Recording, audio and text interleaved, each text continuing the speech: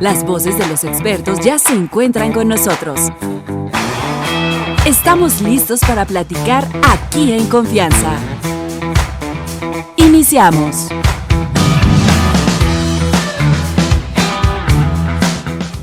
Doctora Tamara Gamboa, especialista en medicina del adolescente. ¿Cómo estás? Bienvenida. Siempre contenta de compartir con ustedes. Muchísimas gracias. Y bueno, nosotros contentas de aprender. Ojalá que padres que tengan hijos. ¿Hijos de qué edad? ¿A qué edad? Porque dices cambios puberales. Pero hay unas niñas que a los 9, 10 años ya lo están teniendo. Estrictamente, ¿Sí? Adolescencia va de los 10 a los 19. ¿Antes era a los 12 o estoy...? No. ¿Siempre ha sido de los 10? Bueno, a ver, antes ni existía adolescencia. La idea de adolescencia Okay. es un concepto que ha ido creciendo a lo largo de los años, pero hace 100 años no existía la adolescencia. Ok. Ni siquiera se escribía un periodo de transición. O sea, había rituales en donde una niña se convertía en mujer, un chavo tenía una batalla campal con el más fuerte de la tribu y se convertía en hombre, así era. Y aparte decían, ya eres toda una mujer y antes, ¿qué? ¿Qué era? Toda una niña. ¿Era un pedacito o era toda una niña? ¿Qué era? Ok, entonces de los 10 a los 19. A los 19, aunque Sí. hay evidencia de que el cerebro no acaba de madurar, sino hasta después de los 25. Mira, hay evidencias que a los 40 tampoco. Exactamente. Y luego no maduramos nunca, pero bueno, ese es otro cantar. Entonces, hablar de sexualidad en general para el ser humano sería apropiado hacerlo desde la infancia temprana, desde los primeros años cuando un niño y una niña se dan cuenta de que sus genitales los hacen diferentes, entre los 2 y los 4 años, que es justo cuando se constituye la identidad de género, es cuando los papás deberían de estar preparados para hablar con sus hijos de acuerdo a las inquietudes que presentan a esa edad. Si tú tienes un hijo como de 10, 11 años, ¿qué tienes que hablar con él? Pues primero necesitas como sondear muy bien en dónde están sus inquietudes y cuál es la información que ya puede estar teniendo, porque puede ser que tú no hayas hablado nada, pero en la escuela ya hay, en las redes ya hay información, entre los amiguitos ya hay información. Entonces creo que siempre es importante sondear en dónde está parado tu chico. Algo que pasa, que es un motivo de consulta muy frecuente, es que cuando empiezan los cambios puberales, como que los papás dicen, perdón, yo no sé cómo entrarle a eso y entonces lo voy a llevar con un doctor para que le explique. Y casi siempre los pediatras hacen un abordaje muy orientado a la biología, que no es la sexualidad. Son solo los cambios hormonales, corporales, caracteres sexuales secundarios. Pero en realidad lo que los papás necesitarían conocer es la totalidad de la sexualidad como un proceso o como un aspecto de la vida que tiene componentes biológicos, psicológicos y sociales. Y entonces que pudieran entender los cambios puberales, ¿para qué? Los cambios en la mente y en las emociones del adolescente, ¿cómo? Y luego los cambios en la persona social que va a vivir esa vida sexual de alguna manera, esperamos informada y responsable. ¿Qué decirles? Sí. ¿Qué decirles a los adolescentes? Sí. Bueno, lo primero que tenemos que decirles es que la sexualidad es algo maravilloso. Porque de la sexualidad viene la vida. Claro. Pero a veces no es así, ¿no? Es te que dicen luego así como, ponen cara- ni se Claro. te ocurra, hija, ¿no? Y te pegan en la mano y déjate ahí, y le ponen 1000 nombres a los genitales. O sea, ya ha cambiado esto. Quiero pensar que ya evolucionamos un poquito. Pero es que fíjense, existe como esta asociación directa con que sexualidad tiene que ver con coito, que es penetración. Uh-huh. Y la realidad es que sexualidad es mucho más diverso que eso. Sí. O sea, sexualidad tiene que ver con cómo te identificas, cómo te cuidas, cómo vives, desde qué valores o qué traes para ponerle al mundo, como tus aportaciones. Uh-huh. Tiene también que ver con cómo me relaciono con el otro. En el curso de sexualidad del que yo les vengo a platicar hoy, hablamos desde la amistad antes de las relaciones de pareja, porque hay una escala natural en la construcción de vínculos que los muchachos no están teniendo. Entonces, primero necesitan aprender a relacionarse con su mamá y con su papá, con sus abuelos, con sus hermanos. Luego con sus compañeros en el colegio. Luego empiezan a ser amigos. Luego amigos de otro género. Después relaciones de pareja. Pero si no puedes empezar por el final. Bueno, es que estos chiquitos que en la primaria están diciendo que tienen novio y novia y que de pronto a alguien se les ocurre hacer un chiste de que el 14 de febrero hicieron un registro civil y entonces se van a casar dos amigos, pueden estar muy confundidos. Porque hay afectos que los afectos estarían, desde mi perspectiva, necesariamente vinculados a la sexualidad. Porque hay hormonas en el sexo que te hacen vincularte a las personas. Quien dice que solamente tienen relaciones de sexo casual, es mentira. La oxitocina genera vínculo en el cerebro. O sea, tú no puedes tener una relación sexual ya no solamente en la adolescencia, sino en la vida adulta, si no hay un vínculo. Sí la puedes tener. Digo, de hecho las tienen, pero nada más que van a tener que hacer todo un mecanismo social para desvincularse de esa persona. Y puede ser que sea con Chucho, Juan y varios. Se puede convertir incluso en una conducta compulsiva. Hoy con uno y mañana con otro, o con Exacto, otra. Jueves, viernes, sábado, domingo, así, con uno cada vez. Porque hay quien dice que no necesariamente necesitan tener un vínculo, que nada más existe la relación sexual y luego ya cada quien a su casa y ni sé cómo te llamas. ¿Se puede? Yo creo que ocurre, pero hay una base biológica de la sexualidad. Y en el sexo, en el orgasmo, hay una producción enorme de oxitocina. En el acto íntimo de estar desnudo frente a una persona, no solamente hay intimidad física, hay intimidad psicológica. Okay. Entonces, yo creo que quienes hablan del sexo así como algo intercambiable, tan fluido, ¿no? Lo describen muy bien en un libro que se llama El amor líquido, en donde dicen las relaciones actuales, pues solo sexo y ya está, sexo casual. Pues eso es limitar la dimensión de la sexualidad de la humanidad solamente al acto biológico. ¿Y dónde está lo psicológico y dónde está lo social? Que es igual de importante, ¿no? O sea, no solamente es lo mecánico y el placer en sí, sino todo lo que conlleva. Por ejemplo, sí se libera oxitocina y entonces fisiológicamente sientes un apego. Pero ¿qué pasa si no sucede ese apego, ¿no? Entonces, cerebralmente estás recibiendo una señal en donde tu hormona no tuvo la retroalimentación esperada y entonces se va haciendo una red compleja de situaciones que van mucho más allá de si tienes sexo y te fuiste o no, ¿no? Por supuesto, y hay un tema también de género, de cómo educamos a los adolescentes. Estaba leyendo la semana pasada un estudio que hicieron en Chile, súper interesante, en donde los papás le hablan a los jóvenes hombres de su sexualidad como, bueno, cuando inicies ponte preservativo. El discurso, ese es el tema. Ese es el tema Sí. con los hombres, ser responsable. Con las mujeres es hazlo con alguien a quien ames. ¡Sí es cierto! ¡Qué Sí, mala! es cierto. ¡No me he dado cuenta! Es un discurso social. O sea, tenemos que abrir los ojos a que hay un discurso social que está permeando en la educación. Pero que eso le tiene damos. años. Ay, claro. Bueno. Eso no es nuevo. O sea, pregúntale a generaciones anteriores, te dicen lo mismo. La mujer nada más con amor. Y el hombre no importa, el hombre con condón. No importa con quién. Sí, Claro. ahorita que lo Y dijiste, sigue dije, hasta ahora. Yo ya había Sí, oído. es una Sí. publicación reciente, por supuesto. Pues no descubrieron el hilo negro, ¿eh? El punto es que el que se hable de esto y se pueda poner en un artículo científico y se ha demostrado que es así, en un mundo en el que se busca equidad de género, entonces se hace evidente que hay una diferencia que es necesario tratar. Claro, qué importante hablar con tus hijos de todo completo, ¿no? Y yo lo que te diría es, a mí no me gustan las polaridades del machismo y el feminismo. Yo te diría, qué padre que a tus hijos e hijas los pudieras educar con el mismo mensaje. Sí, claro. Podrías Cuando hablarles decidas, igual. utiliza un preservativo y hazlo con responsabilidad, pero no solo responsabilidad biológica, sino responsabilidad emocional y social, porque en esa interacción íntima con la otra persona, claro que pasan cosas. Tengo el consultorio lleno de adolescentes que tienen el corazón roto porque llevaron sus relaciones románticas a sitios sumamente íntimos, la relación no funcionó, se rompió y vienen a decirme, es que no fui suficiente, con la autoestima Hecha hecha pedazos. pedacitos en el suelo. ¿Chavos de qué edad? ¿18, 19? 13, Ay, no es 14, cierto. 15. La media de inicio de vida sexual activa en México son 15.5 años. Sí. Qué fuerte. Entonces, ¿ya vas tarde? Ya se les hizo tarde. Este curso que vas a dar, ¿cuándo, dónde, Es un para curso, quién? es un curso en línea, es para papás. Ok. Comienza el 19 de marzo, son 12 sesiones, va a estar corriendo a lo largo de 3 meses para que puedan entrar a esas sesiones cuando ellos quieran. Hay tareas especiales con cada uno de los módulos y luego hay una sesión inicial del curso y una de cierre en donde hay preguntas y respuestas.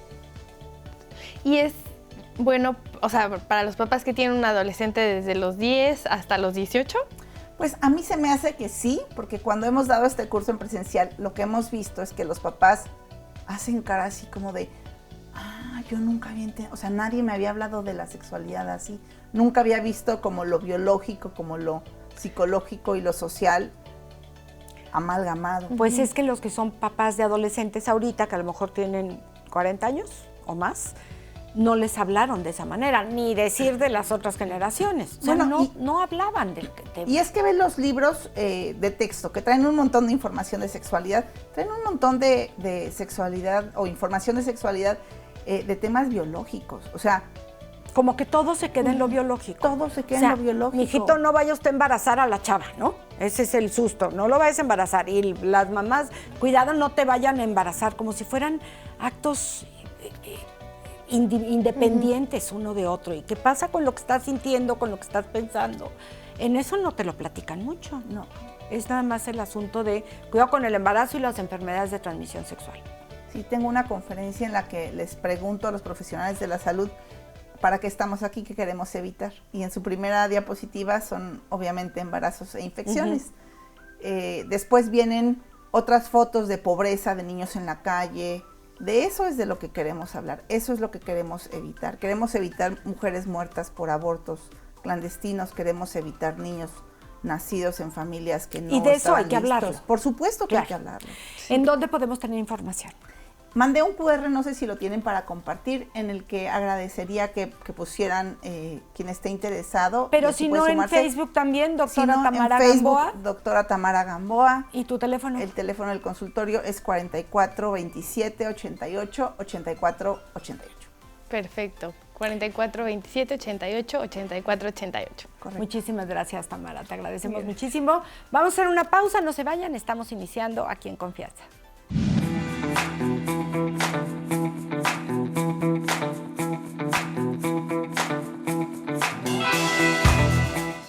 Ricardo Rabel, como todos los lunes, y la recomendación de los libros. ¿Cómo estás? Bienvenido. Hola, Amelia. Buenos días a todo el público. Muy bien, muchas gracias.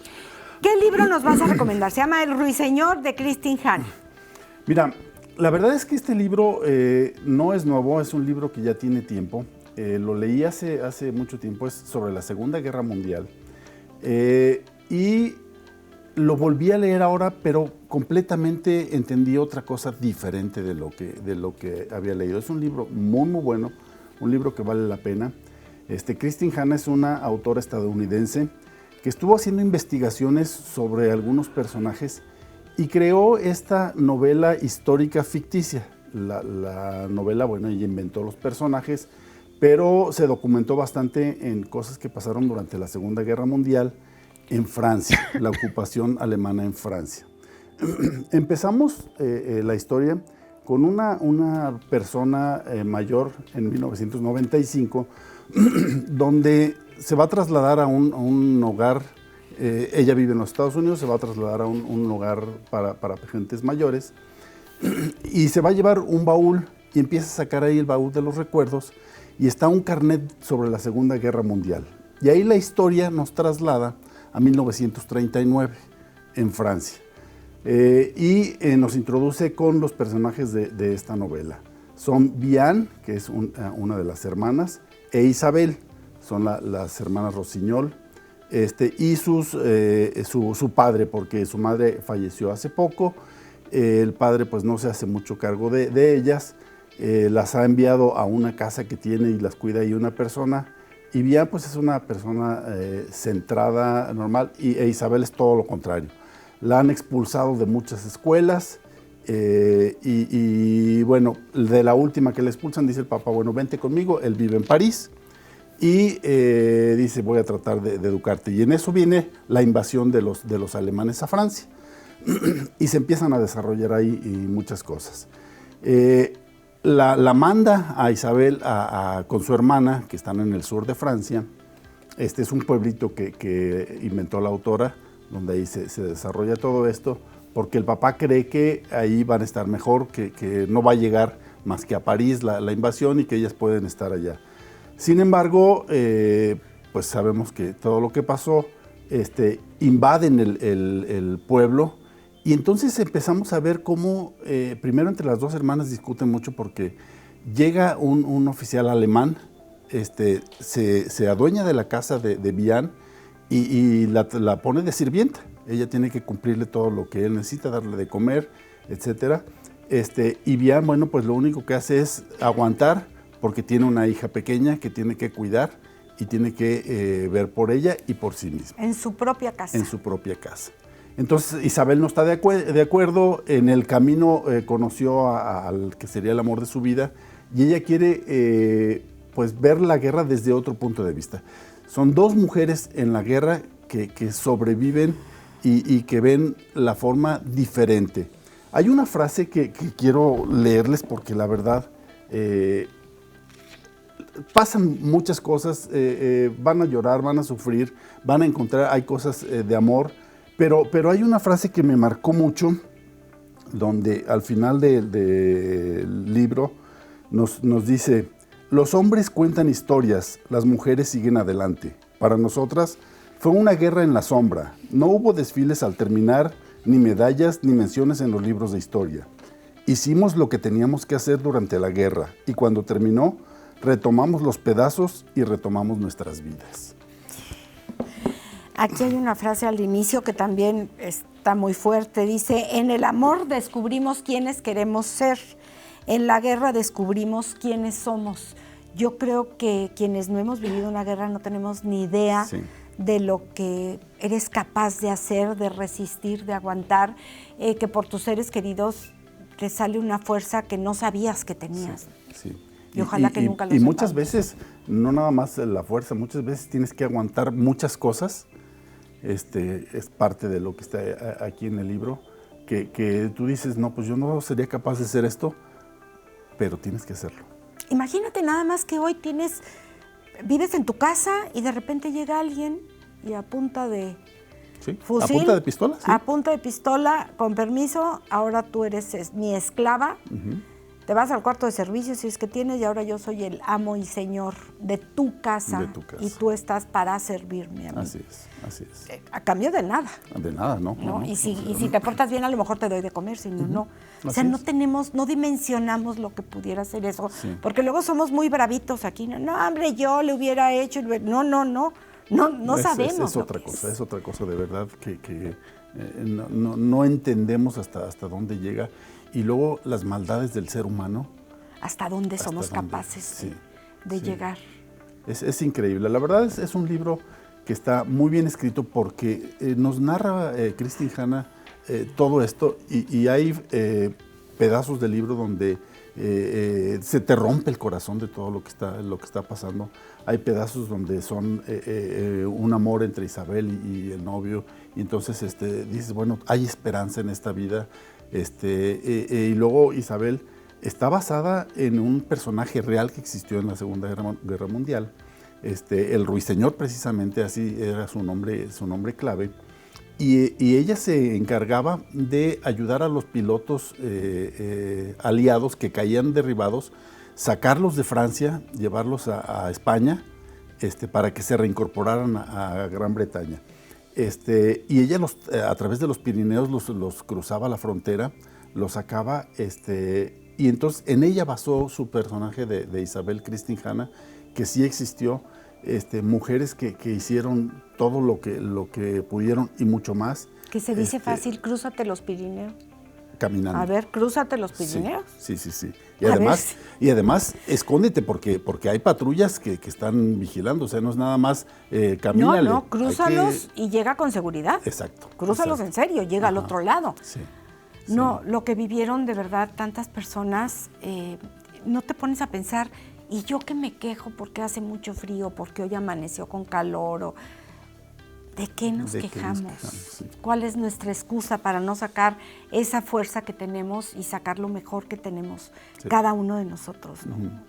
Pelearse por un pedazo de pan duro, porque es lo único que puedes encontrar para comer en todo el día, es algo, híjole, bien difícil. La verdad es que nos narra y todo como... Yo creo que son libros que nos hacen reflexionar. Sí, en el caso que dices, ¿por qué peleo? ¿Cuál es mi lucha? ¿De qué me quejo? ¿Qué podría llegar a pasar? ¿Pero qué podría hacer para que no pasen cosas terribles? Sí. ¿Cómo saco lo mejor de mí o cómo saco lo peor de mí? ¿quién saca lo peor de mí? Fíjate que eso es algo bien importante, o sea, no tanto decir, a ver cómo me pondré yo, sino cómo vemos en la historia para que no vuelva a suceder. Claro. Tenemos por que supuesto. aprender de lo que ha sucedido. Y experimentar en cabeza ajena, Claro, porque claro. los que no lo sabemos, Sí. ni siquiera lo imaginamos, pero no queremos vivir en una situación Así es. Porque además definitivamente. una situación con la tecnología de ahora sería muchísimo peor. Mucho catastrófico, peor. ¿no? Sí, sí. Entonces, ¿cómo lo queremos hacer? Creo que es un buen regalo este libro. Sí, la verdad es que sí lo recomiendo mucho. Me preguntaban por ahí que por qué tenemos tanto obsesión o por qué tenemos tantos libros sobre la Segunda Guerra Mundial. Y bueno, yo creo que es eso, tenemos que aprender de ahí y pues aquí nos ha gustado ese tema. Hay personas que les gusta y aunque dices, híjole, me rompe el corazón cada que leo uno, pero buscas otro y encuentras otra forma. Hemos traído aquí varios aspectos de la Segunda Guerra Mundial. Y bueno, pues creo que vale la pena leer esto. Y sobre todo algunos autores que son particularmente especiales. Las descripciones que hace de los pueblos ahí, te comentaba yo que pues a mí me gusta mucho, lo entiendo diferente ahora, porque cuando lo leí la primera vez no conocía esta parte del sur de Francia y ahora que llego ahí a estos pueblitos y que los veo reflejados, la verdad es que es otra forma de Y que verlo. tu hija vive ahí, Claro, seguramente claro. ella tiene historias que nosotros desconocemos. Así es, Porque así no es. fue lo mismo la guerra en Europa que la guerra en América. Claro, así es. Entonces se ve diferente. ¿En dónde está la librería? Venustiano Carranza, número 39, Interior 2, dentro del Corral de Comedias, con y otras recomendaciones. Y recuerde, si no tenemos el libro que busca, se lo conseguimos. Lo conseguimos. 442-212-8141, el número telefónico, para que pues puedan preguntar si está el libro y si no, en cuánto tiempo se lo tienen. Así es. Mira que me lo consiguieron, ¿eh? Yo me acuerdo que te he dado lata con algunos que uno llegó de España, ¿te acuerdas? Así es, ajá, Creo que sí. la editorial estaba en Barcelona o en algún lugar de España y llegó y no se tardan mucho. Sí, fíjate que tenemos buenos proveedores y hemos hecho una buena cadena. A veces nos tardamos un poquito por las cuestiones físicas, pero los traemos. Pero finalmente de que llega, llega. Así es. Vamos con un tema, no de guerra, pero sí de pérdidas. ¿Cuántas veces escuchamos que, mira, el tiempo lo cura todo? ¿Sí? ¿Será que el tiempo lo cura todo o será que en el caso de una pérdida tendremos que aprender a vivir con la ausencia? Este es el tema que vamos a tocar a continuación.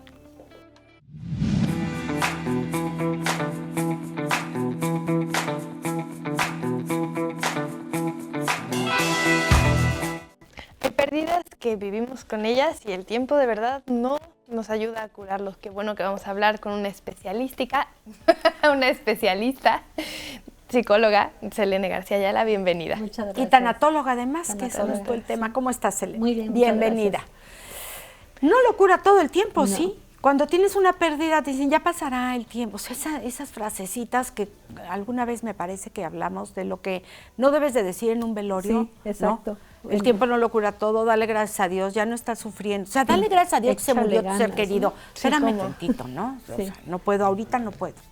Sí, exacto. Ok, el tiempo no lo cura El todo. tiempo no lo cura todo. Lo que lo cura es lo que hacemos con ese tiempo, Ok. ¿no? Sí, Durante. el tiempo es una frase que siempre escuchamos y también cuando estamos ante una pérdida, ¿no? Es ya pasó tanto tiempo, ya Échale supéralo, ganas. échale ganas, ya no llores. Y socialmente estamos acostumbrados a eso, ¿verdad? Que siempre nos dicen, oye, ya son 6 meses, ya es un año, ya es hora de que lo superes. Pero el tiempo por sí solo no lo cura. Claro, estamos hablando de la pérdida de un ser querido. Ujú. ¿Podría funcionar igual con la pérdida de un trabajo, de Así una es. relación, un divorcio? De cualquier De pérdida cualquier- significativa Ok. que pase. Que algo ¿no? que a ti te está significando. Así es, una mascota inclusive también. Sí. ¿Qué tienes que hacer con ese tiempo? Eso es bien importante. Es bien importante porque precisamente lo que cura es lo que haces con el tiempo, ¿no? Y es buscar un significado a esa pérdida. No es ya no hablar de la persona, no es ya no llorar por la persona, no es a lo mejor aislarte o encerrarte o evitar inclusive tener cosas de la persona o de la pérdida que tienes, sino es buscar un significado a esa pérdida. Integrar esa persona o esa pérdida a tu vida, a tu sentido de vida, sin perder tu identidad. un significado como a su vida o a que ya no está o ¿cómo? Ambas. Un significado de esa pérdida a tu vida, ¿sí? Y a la vida o a la pérdida. Si hablamos de un trabajo, ¿no? ¿Qué significó ese trabajo? ¿Qué obtuve yo a través de ese trabajo, por ejemplo, ¿no? ¿Qué logré? ¿Qué aprendí? Entonces es hacer esa integración de lo que tuvimos y ya no tenemos, pero sin perder nuestra identidad y seguir adelante con nuestro sentido de vida. Conozco una persona que perdió, bueno, la corrieron del trabajo hace como 6 o 7 años y no lo supera. Y entonces te sigue hablando como si, no como si estuviera en el trabajo, pero te sigue hablando de cuándo estuvo en el trabajo y de que ella tenía que haber sido mujer, que ella tenía que haber obtenido mejores puestos y que ella estaba preparada para ser directora. ¿Qué le dices? ¿Cómo trabajar ese mecanismo mental de lo tuviste, qué bueno, lo disfrutaste, ya no lo tienes? ¿Qué le dices? Es que no es evitar hablar de lo que ya no Sí. tenemos, ¿no? Sino es precisamente qué significado tiene para nosotros eso que ya no está. En la cuestión del trabajo, y a veces en el trabajo también lo que nos duele es toda esa familia laboral que creamos dentro de los trabajos, ¿no? Y la pérdida económica. Y la pérdida económica y, también, a lo mejor un puesto. Y ante los demás, o como un yo que título, estaba con... Exacto. ¿no? Pero es buscar un significado. Al final del camino es procesar la pérdida, ¿sí? A través de encontrar ese significado. Hay 3 fases principales en las que podemos hacer, ¿no? Es sentir, comprender y trascender. Entonces, sí, sentir la pérdida, ¿no? Procesar esa pérdida, comprender que ya no tenemos lo que perdimos y entonces trascender. ¿Qué significado le damos? ¿Qué logramos en ese trabajo? ¿Qué nos enseñó ese trabajo? ¿Qué nos prepara? ¿Qué nos preparó ese trabajo para a lo mejor un mejor puesto tal vez? O a lo mejor un mayor tiempo con la familia, ¿no? A lo mejor podernos mover a otra ciudad o completar algún sueño que tenemos y que sobre todo en trabajo luego estamos con esta jornada laboral muy, muy rígida y perdemos muchas cosas. Entonces, ¿qué podemos hacer ahora que ya tenemos este tiempo libre? ¿Cómo buscar lo bueno y agradecer lo que trajo esa pérdida? Sí, valorar lo bueno, pero también valorar lo no tan bueno, ¿no? ¿Qué aprendemos de eso? Selene, ¿cuándo buscar ayuda de una tanatóloga como en tu caso? ¿Después de cuánto tiempo que sigues como atorada en este tema? El duelo no tiene un calendario universal, ¿no? Pero si ya estás viendo que te estás aislando, que te sigue doliendo o que evitas hablar de la pérdida, ¿sí? Que ya no está siendo funcional, que ya tu vida está pues paralizada, es cuando necesitas buscar ayuda profesional. O sea, independientemente si ha pasado un mes o un año o 5. Así es, sí. ¿Por qué te quedas atorado? O sea, ¿cuáles son las razones por las que no puedes salir? Precisamente porque no lo procesas, porque lo evitas, porque lo ignoras. Entonces el tiempo ya no te ayuda a procesarlo, sino lo congelas. Y ahí es cuando te quedas atorado. No significa que si lo procesas en fechas significativas no lo vayas a recordar, siempre lo vamos a recordar. Cuando algo nos duele es parte de nuestra humanidad, es parte del amor que tenemos hacia esa pérdida, ¿sí? Entonces no es dejar de amar, no es dejar de recordar, sino recordarlo de una manera en que sea más significativo, no que no nos duela. O sea, lo vas a recordar toda tu vida. Lo vas a recordar toda tu vida. Aquí en la parte del duelo no es sanar la herida, es aprender a vivir con la cicatriz, ¿sí? Entonces es precisamente no olvidar, pero ¿cómo lo recordamos? ¿Qué significado le damos a esa memoria? Qué bonita frase, aprender a vivir con la cicatriz. Así es. Porque es cierto, estamos muy enfocados a que nos deje de doler, le tenemos miedo al dolor, ¿no? Entonces ya pasó, no pasa nada, ya olvídalo. Ya tiene fecha de caducidad y es cierto lo que tú dices. No caduca el amor que le tienes a un ser, por más que se haya muerto hace 20, 30 o 50 años. Y no queremos que caduque ese amor, ¿no? No queremos. Y sí hay una etapa como de ignorarlo, ¿no? O sea, como que sí hay un momento donde dices, es que no puedo creerlo y no quiero creerlo y... La evitación, exactamente, ¿no? No queremos aceptarlo, buscamos culpables o muchas veces también queremos sentirnos fuertes, ¿no? pensamos que el mostrar que nos duele algo es símbolo de o significa que somos débiles y no queremos mostrarnos débiles ante los demás. Y no es así, ¿no? El dolor es parte de la humanidad, es parte de ese amor que tuvimos. Entonces hay que dejarlo sentir, hay que expresarlo, ¿sí? No hay que contenerlo. Yo siempre he dicho, las emociones, mientras más las contenemos, más las ignoramos, más ruidosas se vuelven. O sea, si estás enojado y quieres gritar, grita. Sí. Y si quieres llorar, llora. Así es.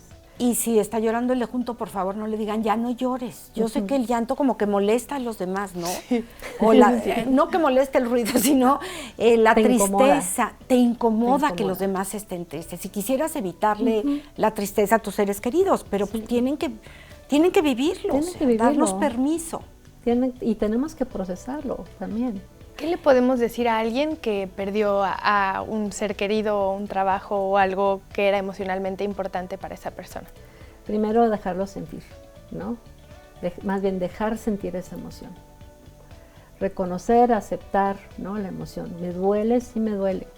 Y se vale que me duela. Y si tú estás cerca de esta persona que está en duelo, ¿qué lo abrazas, le prestas el hombro, ¿te callas? ¿Qué dices? No, pues más bien decirle, aquí estoy. Aquí estoy. Aquí estoy junto a ti, lo que necesites. Y no den consejos, por favor. No. Yo sé que todos tienen el mejor consejo, Sobre pero no todo los si den. no nos piden, ¿no? Sí, si no el mejor consejo es el que no das. Sobre todo si no te lo piden. Es Es nada que a más- veces como que ni sabes qué hacer, ¿no? O sea, solo dices, necesitas algo y el que está en duelo siempre dice, no. Así es. No, y pues- probablemente porque no lo necesita en ese momento, o no O sabe porque lo que necesita. necesito no me lo puedes dar tú. O no sabe Quiero que a esta necesita. persona que ya no está, ¿no? ¿Cómo la Sí, cómo la exacto. vuelves a la vida? Hay, a ver, ¿cómo te lo digo? Hay duelos o hay muertes que consideramos más injustas, digamos, en el caso de un hijo o de un niño pequeñito. ¿Se procesa igual el duelo? Digamos que la forma de procesarlo, sí. Obviamente hay duelos que están, como dices tú, no son parte del... No es lo natural. No es la normativa, ¿no? Sí. O sea, Primero se mueren los viejos y luego los exacto, jóvenes. ¿no? Pero es volver a integrar esta pérdida. Tratar de integrar esta pérdida sí es diferente, obviamente se procesa diferente. Que dicen que es el peor dolor perder a un hijo. Yo me imagino que Yo sí, también me imagino, ¿no? ojalá que no. Y también depende de la Pasemos. causa, ¿no? Por ejemplo, los sobrevivientes de un suicidio, ¿no? Uf, ahí los está familiares, mucho sí. peor, claro. Entonces sí son diferentes tipos de pérdidas. Todas duelen, ¿no? Algunas pueden ser, o algunas personas pueden ser que sientan más dolor que otras, pero al final todas duelen y se vale que duela. Y hay que reconocer ese ¿Se dolor. puede manifestar el sentimiento de formas diferentes? Ahorita que dijiste, Sí. unas sienten diferente a otras. Claro. El afrontamiento, la capacidad de afrontamiento que tenemos cada uno es diferente, ¿no? Y va a depender mucho desde el estilo de crianza, desde las experiencias de vida, desde nuestros propios recursos que tenemos. Entonces hay gente que tiene una pérdida y la ves muy íntegra, ¿no? Y la procesa más rápido que otra, y hay gente que le cuesta más trabajo. Pero al final del camino todo es válido, no es un tiempo, es lo que hacemos con ese tiempo. Sí, como acompañante también importante respetar, ¿no? Porque a veces justo pasa que ves a la persona muy bien y dices, no, llora, ¿no? Sácalo. Tú, Y si siéntelo. lloras, no llores, no les das gusto. O la juzgas, ¿no? Sí. Ah, es sí, que no es está tan facilísimo triste. juzgar, no sé quién Sí, nos dijo así es. que teníamos ese derecho de juzgar. ¿Se puede entrenar? ¿Nos podemos ir entrenando en esto que ustedes llaman resiliencia para que cuando nos pasen pérdida de cualquier tipo ya estés como fortalecida? ¿Se puede prever?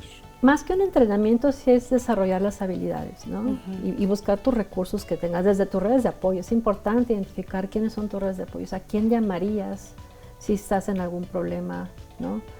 Quién está ahí para apoyarte, y también encontrar cuáles habilidades tienes tú, y si no las tienes, empezarlas a desarrollar para precisamente poder afrontar lo que venga y que estamos a lo mejor no esperados a esa situación, ¿no? Pero sí se puede ir encontrando los recursos, desarrollando esas habilidades. Esto de la tanatología puede ayudar a niños pequeños que han tenido una pérdida, de quien sea, el padre, de la mascota, porque hay quien se atora con la pérdida de mascota, que alguien dice, ay, era un perro, era mi perro, no era cualquier perro. Sí, exacto. Los niños muy pequeñitos también, o sea, porque a veces piensas que no se dan cuenta, ¿no? Cuando salen en la etapa preverbal, es de cuando muy bebés, sí a lo mejor no están conscientes de la pérdida, ¿no?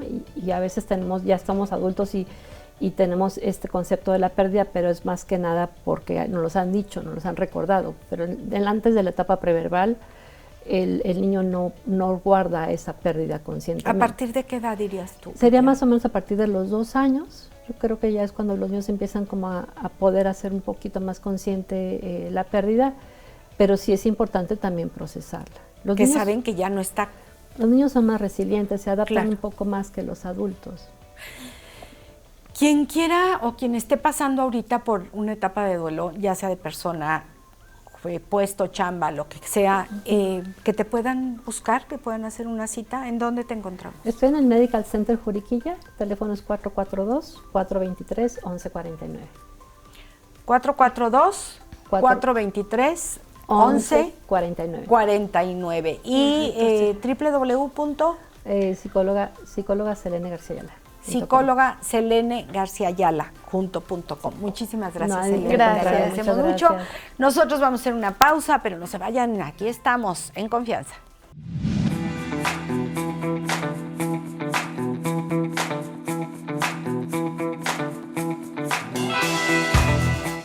Doctor Jaime Zúñiga Burgos, qué gustazo tenerte aquí como siempre, que nos acompañas y que nos cuentas pues de Querétaro, sus historias, sus lugares, sus recovecos. Cronista del estado de Querétaro, ¿cómo estás? Gracias, Ami, el gusto es mío. Callejón Ciego, Callejón Ciego. de esto nos vas a platicar el día de hoy. ¿Cuál es este? El Callejón Ciego se conocía así, no Callejón del Ciego, como No. están manejando ahora. Era un callejón que estaba tapado al fondo con un muro. Este muro es la calle de Vergara, ahí estaba este muro. Y era un callejón ciego que durante mucho tiempo pues, habitaron gente pudiente. Hoy vamos a hablar de una de las casas históricas de ahí, que una casa muy bonita del siglo XVIII. A ver, ubícame, hoy vendría siendo que Vergara, La calle Libertad, Independencia, de No. Plaza de Armas, de Plaza de Armas. el callejón que baja hacia Corregidor. Por Callejón, por el Andador Libertad. Hoy hoy. se llama, una temporada fue conocido Callejón Ciego. Después Encarnación Cabrera por un soldado héroe. Ay, Y ya luego me después estoy ya se ubicando. conoció como Callejón de Libertad. Ajá. Pero la gente aquí en Querétaro lo conocíamos como el Callejón de los Fierreros. Fierreros. De los fierreros. No ferreros, no. No, de los fierros. Ok, Ahí vendían fierros. Fierreros, claro. Vendían cuchillos, cinceles, cucharas para albañil, implementos de ese tipo. Cosas de fierro. Y Por aparte, alfareros. Allí había los famosos cántaros, toda la alfarería. Había menudo, tamales, los tamales fritos, en la época de nosotros ya se estilaba ahí. Y la gente de sociedad, la gente de clase media, difícilmente los veías ahí, porque sabías que ibas a comprar fierros o cosas usadas, revistas. ¿Y qué van a decir? ¿Y qué van a decir? Ok. Era muy difícil que te vieran ahí. Claro. Pero si querías recuperar tú alguna cosa que te hubieran robado, lo más probable es que lo encontraras ahí. El mismo que te habían robado o que se lo habían robado a alguien más. Sí, o se lo encontraron Similar a en la lo que calle. tú. Ahí Sí, lo se los vendían. encuentran ahí tirados. Ahí lo vendían. El faro, el espejo, ahí se lo Ahí hay una histórica casa, una casona muy amplia, con un estilo único, porque la entrada es muy angosta. No era un callejón para vehículos, era un callejón para deambular, ambulatorio ahí. Entonces esta casa se construyó en el siglo XVIII. Es una casa que data del siglo XVIII, de las primeras casas que hubo cercanas aquí a la Plaza de Armas, a la Plaza de Arribas. Se le conoce como la casa histórica del presidente León de la Barra, porque ahí nació un presidente que, aunque por muy pocas horas ocupó la presidencia, pues fue presidente de México y era queretano. El otro fue Manuel Gómez Pedraza. Había nacido antes en el Palacio hoy Palacio de Gobierno, que era la Casa de los Corregidores, durante un sarao, aquellas fiestas que denominaban saraos, que eran bailes con música en vivo, pues no había otra cosa, ¿no? Sí, no había DJ en ese tiempo. Entonces, las Sarao jamaicas se llamaba, famosas, sí. algunos bocadillos, y la gente convivía en lo que eran las casas reales, las casas de los corregidores. ¿No había alcohol? Yo creo que sí, porque Siempre ha eran habido, pero... Sí, había vinos importados en esa época y ya la producción vitivinícola de Querétaro ya era notoria. Incluso los vinos de esta región competían con los importados de Europa, de España, de Francia, de Italia. Entonces había ciertas restricciones para eso. Pero sí, el coñac era lo más favorecido en este tipo de eventos. Ahí nació Francisco León de la Barra, un muy conocido político, diplomático, que durante breves horas ocupó la presidencia de la República ante la ausencia de don Porfirio Díaz y transmitió el poder a Francisco Madero. La gente la conocía, pero no sabía de muchas cosas que se dieron ahí después. Y antes, en 1806, el cura Miguel Hidalgo fue hospedado en esa casa. Cuando vino por parte del clero, él era el párroco de Dolores, lo invitaron para que consagrase el templo de San Felipe Neri, hoy conocido como catedral. 1806, ya había la inquietud aquí, el corregidor ya había sido destituido porque le escribió una carta al virrey quejándose de las condiciones en que trataban a los empleados de las fábricas de tabaco, Real Fábrica de Tabaco San Fernando, de los obrajes, y eso molestó al virrey y lo destituyó. Lo reintegran tiempo después, pero el corregidor fue todo un personaje. Y su esposa lo alentaba para separarse, para que fuera un gobierno ya mexicano. Entonces ahí hospedan al cura Miguel Hidalgo, y por la cercanía y los nexos, porque hay que recordar que en ese tiempo todo evento religioso estaban las autoridades civiles. La procesión de Corpus la encabezaba el ayuntamiento, con el clero, bajo palio, etcétera, toda la ceremonia. Entonces, yo creo, y casi puedo asegurar, que ahí se conocieron, y ahí empezó don Miguel Hidalgo a las juntas conspirativas de Querétaro, con el alférez real Pedro Antonio Septién Montero y Austri.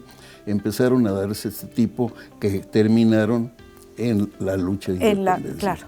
Pero también ahí ocurrió otra cosa que no es muy conocida.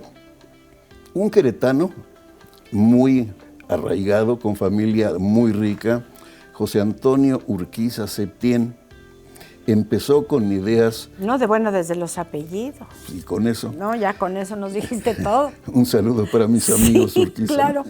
Y Septién también. Acababa de pasar la Guerra Cristera, estaba todavía la efervescencia muy acendrada por el catolicismo. Entonces José Antonio Urquiza Septién y otros personajes de aquí de Querétaro empezaron a crear lo que se llamó el sinarquismo.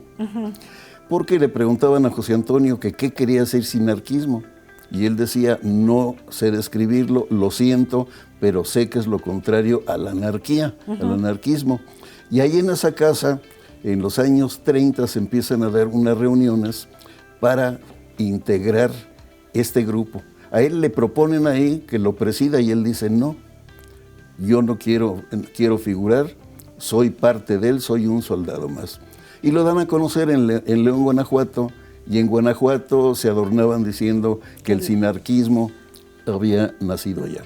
Hay algunas cartas donde se ve lo difícil que fue esta temporada para José Antonio Urquiza Septién, porque la Secretaría de Gobernación mandaba sus agentes y tenían información en México de que estaba gestando un movimiento peligroso para el gobierno aquí en Querétaro. José Antonio, apasionado de esto, dueños de muchas tierras, La Punta, Obrajuelo, que eran de su familia, era gente que él conocía, se fue a la estación de Apaseo para platicar y convencer a los peones, a su gente allá, y lo mataron en Apaseo, le dieron un disparo por la espalda. Entonces eso... ¿No se supo de dónde llegó? La misma gente de él, su gente, sus asalariados, sus trabajadores, urdieron ese plan, de seguro alentado por algunas otras personas, y terminaron con la vida de José Antonio Septién, que resultó ser un mártir de sus ideales, muy católico, muy religioso, y que tenía que ver con la casa. No se sabe la línea de los propietarios, pero a lo mejor la casa era propiedad de la familia Urquiza, porque después siguió con otros ya conocidos. Esto se suma ya a la historia ya muy rica de esa casona. Con el paso del tiempo, la casa se convierte en vecindad, como pasó con muchas casas, que los propietarios no podían sostenerlas, porque los gastos de servidumbre y todo eso, optaron por subdividirlas, y en esa casa se convirtió en una vecindad que empezaron a ocupar los mismos que estaban en el Callejón de los Fierreros, el Callejón de Cabrera. Empezaron a rentar los cuartos porque servían de bodega los de la planta baja. Esta vecindad llegaba hasta la Casa de Gobierno, la actual Casa de Gobierno, y parte de la vecindad, esta propiedad, era lo que es la Galería Libertad, que conservó el nombre Casa de Gobierno. Por la calle, la compró don Rafael Camacho. Yo estuve muy cerca de la situación ahí porque a mí una temporada un familiar me ofreció adquirir la casa, 480,000 pesos querían por ella. 480,000 pesos, porque era un problema. Fui a verla, la visité, pero al llegar al fondo, casi llegando a Vergara, había unos cuartos improvisados, unos desniveles, todo ya improvisado, fuera de las habitaciones originales habían improvisado. Y ahí nos encontramos a dos ancianitas y pregunté yo, y las ancianitas, no, dice, esa es una de las condiciones para venderla, la casa. Que fulanita y sutanita se queden aquí hasta el final de sus días. Y luego pues luego usted se hace cargo de sepultarlas. Bueno, te iban a endosar el favorcito completo. Estaba todo completo. Fue por lo que decidí, por eso te digo, yo anduve muy cerca, conocí la vecindad. Afortunadamente, después don Rafael Camacho. ¿Y sabemos quién la compró? La compró Gobierno, primero en partes. Estuvo mucho tiempo abandonada y luego ya se recuperó. Pero don Rafael compró para anexar a la Casa de Gobierno una parte y la otra del frente a la Galería Libertad. Bueno, y la casa también era la de la esquina, ¿no? Que luego fue el teatro. Sí, a un lado de la Casa de Gobierno, donde está un restaurante, los restaurantes, está la Casa de Gobierno y luego enseguida seguía esta casona. Y ahí se anexa parte, primero al patio de don Rafael, de la Casa de Gobierno, y después ya a la Galería Libertad. Imagínate la galería, lo que tiene de extensión, da por detrás de todas las recámaras de la parte baja. Ahora están ahí las artesanías, está el jurídico de Gobierno del Estado. Muy buena rehabilitación, adquisición para Gobierno, y sobre todo para restaurar algo que es parte del patrimonio cultural de la humanidad. Jaime Zúñiga, pues muchísimas gracias, nos haces viajar, de verdad que hasta huele diferente, ¿no? Me traté de imaginar pues los olores y los tamales, el menudo, fritos, no, bueno, por supuesto, se nos hace agua a la boca. Muchísimas gracias en Facebook, Jaime Zúñiga, muchísimas gracias a ti. Al contrario. ¿Qué pasa después de tener un bebé? ¿Qué es este asunto del posparto, de la recuperación, visto desde el punto de una dula? ¿Qué es una dula? Vamos con ella.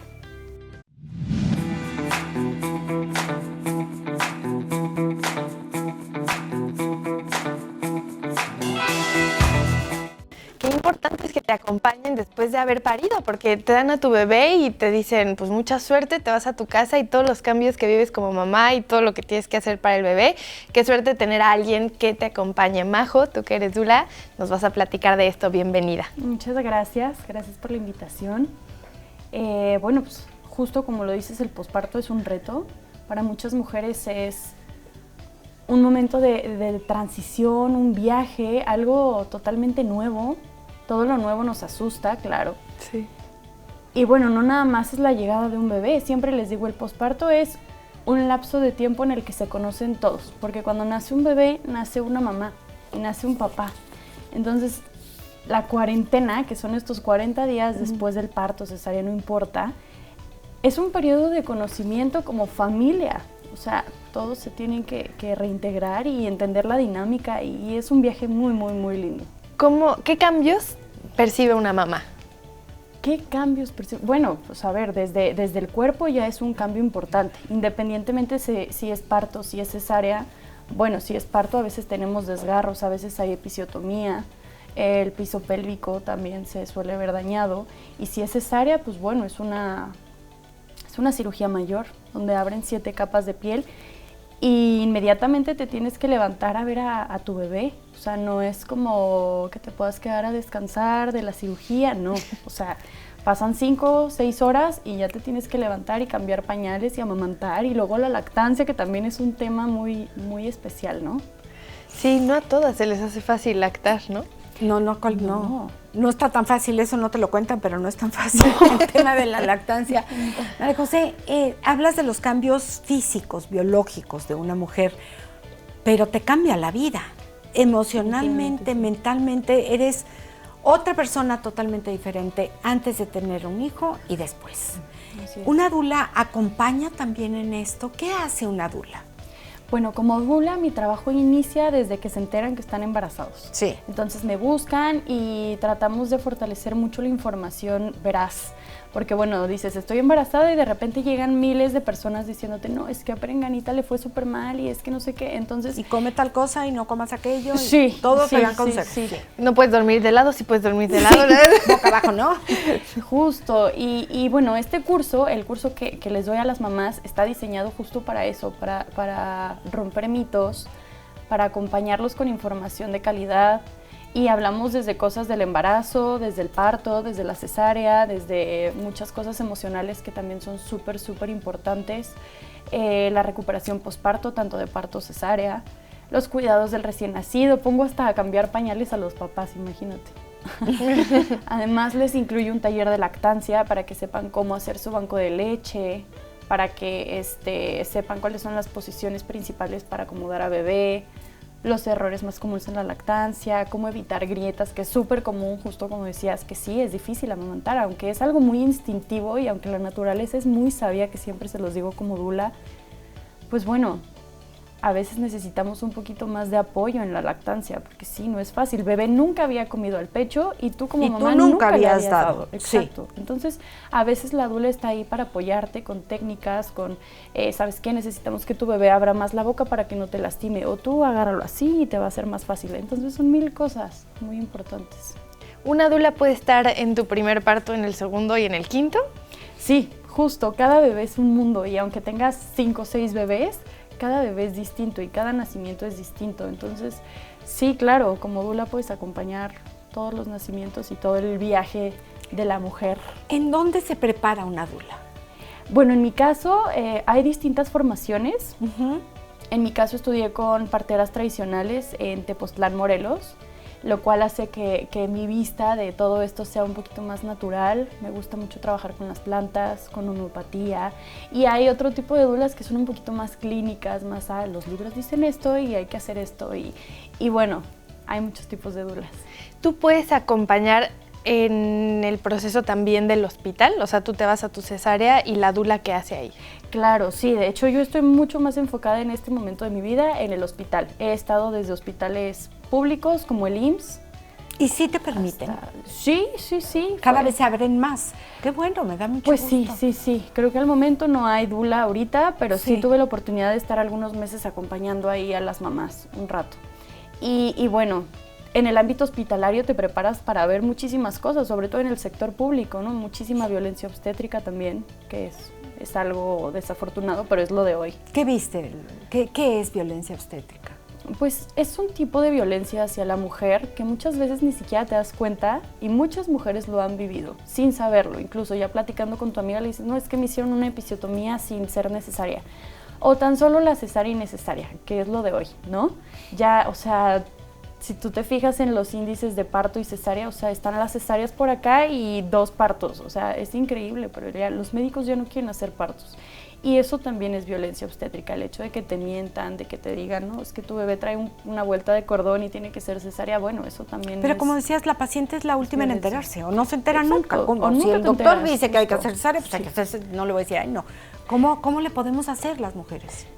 Exacto. Y Pues, creo que esta es una posición vulnerable, ¿no? Porque si estás embarazada, ya van a ser tu bebé Ya y lo que te quieres dicen, es que nazca. tiene esto y si no se muere, haz lo que sea. O sea, Claro. yo sí digo, lo que exacto, quieras, y en hazlo, mi caso ¿no? fue así, yo soy mamá de 2, María Paula nació primero por cesárea y fue justo así, o sea, si no te hago la cesárea en 2 días, pues a ver qué pasa, ¿no? Y es tu decisión, y siempre eso es muy de violencia, pues ya será tu decisión, para que tú tengas ese cargo de conciencia, ¿no? Si le pasa algo a mi hija, Exacto. yo fui la Es culpable. mi culpa, entonces sí es la cesárea, ya, aunque no sea necesaria muchas veces. Y teniendo una profesional que acompañe tu embarazo por fuera, puedes como consultar, ¿no? O sea, me Exacto. dijeron esto, ¿qué Buscar opinas? segundas opiniones, sobre todo, sí, el curso nos ayuda mucho a conocer las razones válidas de una cesárea y las que no son tan válidas o identificar ciertos tipos de violencia, como la maniobra de Christeller, que es cuando los médicos se suben a la panza de la mujer para ayudar a que el parto sea más rápido.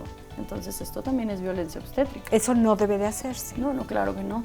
Y es que muchas veces no nos preparamos, ¿no? Un tiempo hay, bueno, creo que todavía están los cursos psicoprofilácticos, Ajá, justo. pero es como una semana para parir, listo. Y no siempre te enteras de que sí, que no, que debo permitir, que no, cómo está mi bebé, ni entendemos todas estas partes que al final esto también es parte de la sexualidad, que son muy tabú.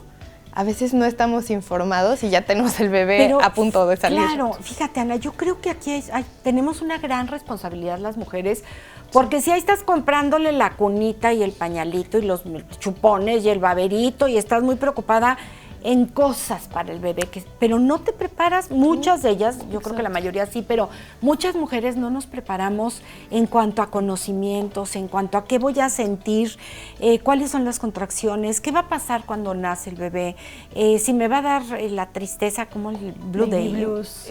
Baby Blue, sí. Sí, claro. Entonces dices, bueno, eso es normal, no es normal que me ponga triste, las hormonas, qué pasa en mi cuerpo. Claro. Todo eso le puedes ayudar tú a una mujer. Sí, y he tenido amigas de las mujeres que me dicen, ¿sabes qué, Majo? Yo le quiero regalar a mi amiga tu curso. Entonces está padrísimo, porque siento que, como dices, siempre nos preocupamos en el baberito, en el mameluco. Sí, y en lugar de cosas que- regalarle la sillita, no sé qué, Exacto, mejor me regálale ha tocado también que les regalan preparación. asesorías de lactancia y me dicen, Sí. a ver, está en tal hospital, por favor ayúdala, yo te la voy a pagar, yo se la voy a regalar y creo que son los mejores regalos, el apoyo a la mamá. O sea, porque muchas veces nos enfocamos en el bebé y nos olvidamos de la mamá, cuando la mamá también necesita ser sostenida. Pues es que para que el bebé marche bien, necesita una tiene que mamá estar bien. que conozca, que sepa lo que está sucediendo y que sepa cómo no solamente cambiarle el pañal, sino identificar un llanto de otro, si le duele, si tiene hambre o si te está viendo la cara, porque también hay niños que te ven la cara desde chiquitos, ¿no? Entonces todo eso se va aprendiendo, ¿no, Majo? Justo, sí, y este curso nos ayuda mucho con eso. Igual el acompañamiento, tanto en el parto, en la cesárea, me preguntabas que qué se hace en un acompañamiento de cesárea, sobre todo en el hospital, ¿no? Llevamos aromaterapia para que la mujer esté un poquito más tranquila, se les va anticipando cada paso que van haciendo, sabes que te van a poner la epidural, tranquila, respira conmigo, respiramos juntas para bajar un poco el estrés, hacemos el primer apego de bebé en cuanto nace, se lo ponemos al pecho para que el primer lugar que conoce su bebé sea ella, su pecho, que es su hábitat seguro. Entonces tratamos de hacer el primer agarre ahí mismo en quirófano, que es que bebé empiece a conocer, empiece a oler y que lo haga muy instintivo, muy fisiológico, que él solito abra y ¡pum! Al pecho. Entonces es un acompañamiento muy lindo que como mamá, bueno, pues puedo decir que me hubiera encantado tenerlo si hubiera sabido que existían las dulas, ¿no? Porque mucha gente no sabe que existimos las dulas. No saben ni qué, o no sabemos ni qué son exactamente dulas. ¿Qué es eso? ¿De qué se trata? Exacto. ¿A partir de qué momento sugieres tú que se acerquen a una dula, las mamás? Pues o mira, las el futuras curso mamás? idealmente lo iniciamos a partir de la semana 25, que ya estamos un poquito más cerca, porque luego si lo toman muy al inicio se les empiezan a olvidar las cosas, al final es mucha información. Entonces a partir de la semana 25 de gestación podemos iniciar con el curso, luego el plan de parto, que es un documento en el que ponemos todos los requerimientos o deseos de la familia, o el plan B, ¿qué pasa si no llegamos al hospital que teníamos planeado? Ah, pues está más cerca el otro. Pues 1000 cosas, ¿no? Y entonces ahí empieza el acompañamiento. Que también ayuda a tener una seguridad, ¿no? O sea, esto de Exactamente. tener un plan B, yo creo que Exactamente. ya dices, ok, bueno, si sucede rápido, ya sé qué hacer. Exacto, o a lo mejor te preparas para un parto, pero termina siendo cesárea, ¿no? Que también es muy común. Y estar entonces, tranquila con eso, decir, también estoy segura si hay una emergencia y me Prepararte. tengo que ir al hospital. Exacto, prepararte para todos los escenarios posibles, porque siempre les digo, los bebés vienen a enseñarnos cosas incluso desde antes de que nazcan. Son los mejores maestros los hijos, ¿no? Claro. Entonces, incluso desde antes de que nazcan nos enseñan y a lo mejor nosotros teníamos un plan, pero él nos está diciendo, no mamá, yo quiero esta forma de nacer, ¿no? Entonces, siempre estar con el tercer ojo muy abierto para conocer y ver lo que nuestros bebés nos están enseñando. Y que sepan lo que viene después del nacimiento, ¿no? Claro, el posparto. Yo sí ¿Sabes tengo qué? amigas que me dicen, es que yo leí todo hasta el parto. Y ya luego, Ya ¿qué después hago no con el leíste, niño? claro. Mi primera hija nació, es como Cristian Castro. Entonces yo veía a Verónica Castro en los anuncios espectaculares, lactando al bebé. Hermosa Verónica Castro, con unos ojazos, maquilladísima. Y cuando nace mi hija como al mes, dices, yo quería ser como Verónica Castro. No. Grietas, no me podía sentar, lloraba, la otra también lloraba, no quería comer. O sea, que te platiquen que los primeros 3 días son una locura. No, está como el Y ahora espectacular, TikTok, ¿no? Que ahora TikTok es nuestro peor enemigo. No, güey, no, sí, qué cosa. A mí me dicen, no, Majo, es que yo veo que llenan jarras de leche. Y les digo, Sí, como no, ni que fueran vaca Holstein, no, espérame tantito. ¿En dónde podemos contactarte, Majo? bueno, en Instagram estoy como @majodula. Y bueno, pues ahí pueden buscarme. ¿Y teléfono? Mi teléfono es 442-616-2018. Para que te escriban si quieren un curso, la Sí, asesoría, claro, etcétera. asesorías de lactancia, acompañamiento, por lo curso, menos. acompañamiento en parto, acompañamiento en Ya con cesárea. una buena plática estaría maravilloso. Claro. Muchísimas gracias. Claro. Vamos a hacer una pausa. No nos tardamos, estamos en confianza. Estamos de vuelta. Qué importante es en estos tiempos poder darse el tiempo de reflexionar, de conocer y obviamente de tener fuentes que nos enseñen lo que necesitamos para poder sobrellevar el caos cotidiano. Aquí estoy con Arturo y Arnold de Política en Prosa. Nos van a platicar justamente de este proyecto que tienen. Bienvenidos, qué bueno que están aquí. Encantado de estar aquí, Ana, contigo y con todo tu auditorio. Qué Muchas bueno. gracias por recibirnos. Encantados de tenerlos. Platíquenos, ¿de qué se trata Política en Prosa? Bueno, Política en Prosa es un canal, es un medio que nace de la necesidad de generar espacios de reflexión desde la palabra, desde la literatura, en tiempos donde las noticias nos abruman, las noticias nos llegan de muchos lados, de muchas fuentes y sentimos una necesidad de opinar de todo lo que está pasando alrededor del mundo, ¿no? Entonces, desde este espacio, Arnold y yo, que encontramos muchas coincidencias, además de la amistad en las letras, en los libros y sobre todo en la política, de generar espacios como este. De diálogo. Arturo y a mí, como bien lo comenta, nos gusta muchísimo leer. Entonces, reflexionando acerca de cómo podíamos comunicar aquello que nos gusta, nos dimos cuenta de que lo mejor era mezclar nuestros dos mundos, la política y la literatura. Entonces decidimos abrir un canal acerca de libros relacionados con cuestiones sociopolíticas y a partir de ahí sembrar una pequeña semilla de reflexión en las personas, muchas o pocas, que pudieran escucharnos. Padrísimo. ¿Me podrían poner un ejemplo? Mira, una forma muy, muy fácil de resumirlo es, anteriormente teníamos esta máxima de pienso, luego existo. Hoy en este mundo de las redes sociales se provoca más bien un opino, luego existo. Sentimos la necesidad de opinar lo antes posible de los temas para mantenernos aparentemente en vigencia, sin dar un espacio a la pausa, a la reflexión, al pensamiento crítico. ¿Y ustedes en qué libros, por ejemplo, se basan para, o sea, ponen como temas generales para que uno pueda tomar una decisión cuando escucha una noticia y después generar una opinión?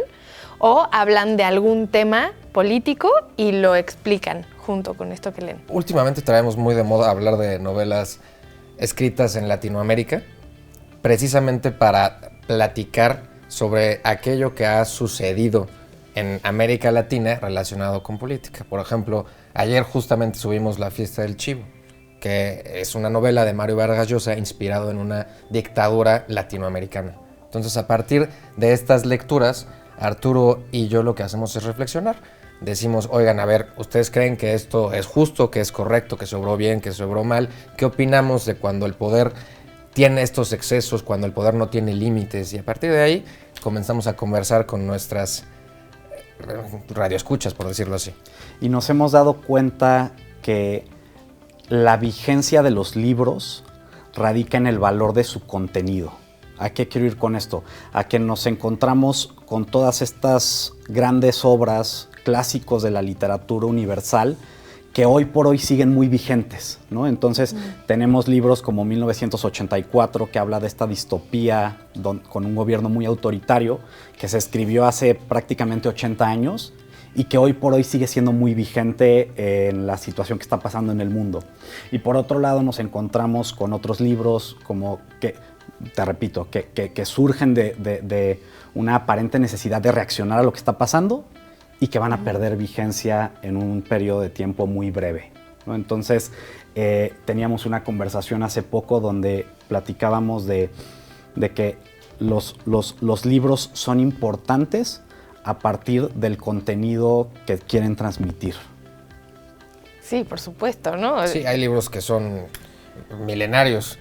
Hay libros que, pese a que fueron escritos hace muchísimos años, todavía siguen vigentes por las cuestiones que abordan. Hoy, por ejemplo, un Hamlet.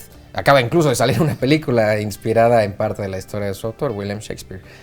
Y yo creo, precisamente como comenta Arturo, que recordar estas grandes obras en tiempos como los que estamos atravesando hoy en día, en donde todo es efímero, en donde tenemos justamente, como menciona, la necesidad de opinar todo el tiempo y a todas horas, porque eso aparentemente nos da una validez frente a la sociedad, pues hay que recordar las letras y los consejos de estas grandes personalidades.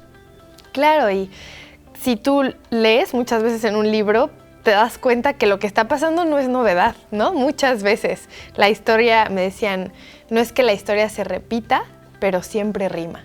Sí, entonces, rima. Como que puedes encontrar tal vez auxilio para ciertas situaciones basándote en el pasado, y muchas novelas seguramente tienen pues un sustento de lo que está sucediendo en el momento, ¿cierto? Exactamente, y de ahí el objetivo de Política en Prosa, ¿no? Vivimos en esta prisa eterna que nos obliga a concentrarnos en el presente, ¿no? Estamos sumidos en una especie de presentismo donde estamos ignorando las lecciones del pasado, lecciones contenidas en estos libros, y por lo tanto estamos dejando de ver hacia el futuro. Sí, por supuesto. El estar todo el tiempo con lo urgente nos impide ver muchas veces lo importante de la planificación, de tener una buena organización y de pausar para reflexionar qué es lo que tenemos que hacer para llegar a donde queremos llegar. La urgencia nos impide darnos cuenta de que hay ciertas preguntas que tal vez no nos estamos haciendo por hacer, porque hoy en día vivimos en eterno movimiento, no podemos detenernos, es un problema muy grave. Claro. ¿Quiénes creen ustedes que deberían consumir este contenido que generan? Mira, creo que la respuesta fácil o aparentemente fácil por el nombre de nuestro proyecto sería los políticos, pero creo que nos debemos ir más allá. Debemos de tender hacia construir una comunidad y una sociedad crítica e informada, desde la cual entonces sí nazcan políticos, nazcan gobernantes que nos lleven hacia un mejor futuro. Pero también ciudadanos que le exijan a los políticos cómo obrar. No es posible que hoy en día preferamos el entretenimiento en vez de políticos que construyan diálogos, que construyan acuerdos, que construyan puentes para que lleguemos a buen puerto. Sí, a veces la política se ve algo así como, es algo que yo no quiero tocar, es que a mí no me interesa, es que está muy difícil, ¿no? Se ha banalizado. Sí, claro. Hoy en día la política es entretenimiento y nosotros creo que la política tiene que ser más bien velar por el sentido, más bien velar por el bien común. La política, por un lado, no se trata de quién baila mejor o quién se sube más rápido al trend o al hashtag de moda, ni quién tiene más interacciones en redes sociales. La política, como dice Arnold, debe de velar por el bien común. Y por otro lado, la política tampoco es ni blanco ni negro. Dentro del espectro político hay muchos grises en los cuales cabe el espacio de la duda, cabe el espacio de la reflexión y sobre todo cabe el espacio de la conciliación, de llegar a puntos en común, que no se trate de una dinámica de ellos contra nosotros, de tú contra mí, sino de todos por el bien común. Y eso es algo a lo que nos han llevado los algoritmos. Los algoritmos premian a las personas que polarizan. Nosotros hicimos los algoritmos, nosotros los seres humanos, perfectamente podemos cambiarlos para justamente llegar a estos puntos medios y poder encontrar en los ojos de los demás empatía y comprensión de una realidad que en muchos casos nos es ajena. Sí. ¿Ustedes qué creen que es lo básico, rápidamente, que tendría que saber alguien de política? O sea, tú como ciudadano, ¿qué aspectos debes conocer? Así dices, es que a mí no me gusta la política, pero tengo claro esto. La política tiene repercusiones en la vida de absolutamente todas las personas. Entonces yo creo que lo primero que tiene que hacer un ciudadano es estar informado para poder después exigirle a sus políticos resultados. Y además pues, exigirle también que esos políticos verdaderamente representen sus intereses, los intereses de la ciudadanía. Y también ser conscientes que la falta de interés en la política es también una postura política. Y si la forma de hacer política en la actualidad ha provocado una cada vez más creciente tendencia hacia la falta de interés en la política, es nuestra misión como ciudadanos críticos el que todos recuperemos el interés en la política, porque cuando todos participemos de la política, lograremos construir una mejor sociedad. Por supuesto, porque al final es, como dicen, lo que vivimos día a día. Si no estamos informados y si no pedimos que sea diferente y solo nos quejamos, Exacto. Bueno, así como va a haber un cambio. ¿En dónde pueden consumir su contenido? En Instagram y en TikTok estamos como @políticaenprosa. Y en esos dos canales los pueden comunicar. Ahí nos pueden justamente encontrar. Allí para los que están en televisión estamos viendo algunos de los videos que tienen, donde explican, ojalá que se puedan meter a estas redes sociales a consultarlos. Y bueno, Política en Prosa, sí, todo junto. Sí, arroba Política en Prosa. Qué bueno, y qué bueno que estén todas estas iniciativas, especialmente en Instagram y TikTok, que bueno, son redes sociales que ya se utilizan frecuentemente. Arnold, Arturo, muchas gracias por estar con nosotros y ojalá que su contenido pueda crecer y llegar a todos para que la política sea un tema cotidiano y obviamente de reflexión. Muchas gracias, Ana. Muchísimas gracias por recibirnos. A ustedes. Gracias por tu sintonía. Te esperamos muy pronto para seguir platicando aquí en Confianza. Hasta pronto.